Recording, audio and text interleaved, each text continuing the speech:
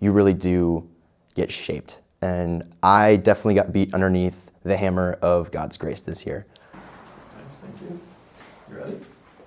Hi, my name is Novinski. I'm from Irving, Texas, and this is my second year serving as a culture project missionary.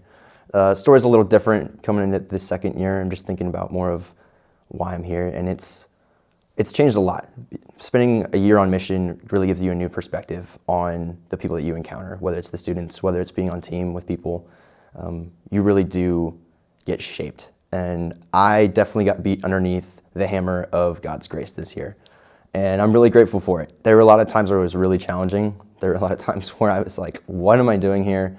Am I gonna make it? Am I gonna do a second year? Well, spoiler, I'm here for round 2. So honestly, leading into this second year, my parents had a lot to weigh on this. And I think God really graced me with that freedom from them when I was thinking about it. Because I was talking to them at the end of the year, and it's like the day before I have to give my decision, and I'm just like, what's the right answer? Being a man in this position, especially like trying to protect my sisters on team, I'm always thinking of like, what's the right approach? What can I do right? How can I do this right? And so naturally, thinking about next year, what's the right decision? Do I go home and start a career? Do I stay for a second year? And my heart longed to be a part of this for another year, but I just didn't know what the right answer was.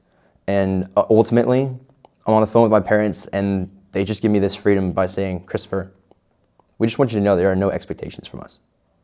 None.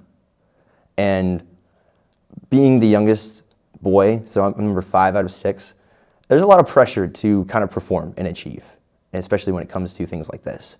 And so leading into a second year was another big risk to take. But at the same time, having a year under the belt meant there's so much more that builds upon the foundation of last year. And so, I fell in love with this mission when I first encountered it probably about 2 years ago. And I'm continuing to fall in love with it and the people that serve in it.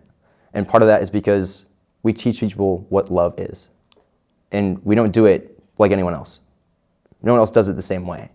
And that's the thing that's really captivated me the most about the Culture Project.